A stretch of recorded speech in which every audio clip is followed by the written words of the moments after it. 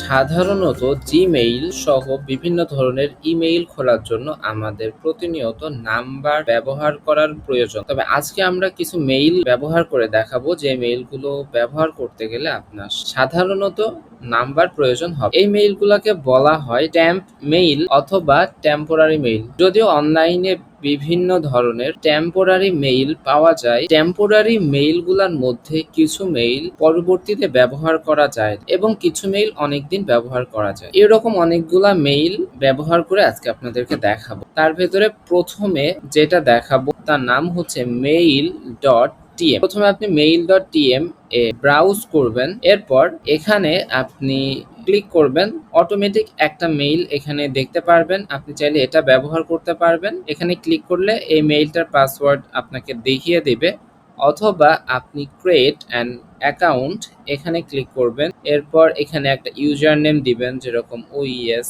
একটা পাসওয়ার্ড দিবেন, তারপরে ক্রিয়েট এ ক্লিক করবেন। তাহলে এখানে একটা মেইল তৈরি হয়ে গেছে। এই মেইল ব্যবহার করে ইমেইল পাঠাতে পারবেন না, কিন্তু গ্রহণ করতে পারবেন। যেরকম আমি যদি এখানে একটা মেইল পাঠাই, মেইল পাঠালাম, যদি আমি এখানে রিফ্রেশ করি তাহলে দেখেন এখানে সে মেইলটা চলে এসেছে। এরকম করে আপনি বিভিন্ন জায়গাতে এই মেইল ব্যবহার করতে পারেন এবং অন্য ব্রাউজারে এই মেইল লগ ইন করতে গেলে আপনি সেম ভাবে লগ ইন অপশন থেকে ইমেইল এবং পাসওয়ার্ডের মাধ্যমে লগ ইন করতে পারবেন। তবে এই মেইলগুলা কয়েক মাস পরে নষ্ট হয়েছে। 2 নম্বরে আমরা রেখেছি mail.com। এখানে আপনি ভিজিট করবেন, এরপর সাইন আপ এ ক্লিক করবেন। এখানে আমরা একটা নাম দিলাম, চেক করবেন, এরপর নেক্সট করবেন। তারপর ফার্স্ট নেম দিবেন, কান্ট্রি, স্টেট, বার্থ ডেট দিবেন, দিয়ে নেক্সট করবেন। এখানে পাসওয়ার্ড দিবেন, তারপর নেক্সট করবেন। এখানে একটা নাম্বার দিবেন, দিয়ে নেক্সট করবেন। তারপর আই এম নট রোবট ক্যাপচাটা পূরণ করবেন। I agree, create an email now এখানে ক্লিক করবেন। এরপর অ্যাক্টিভ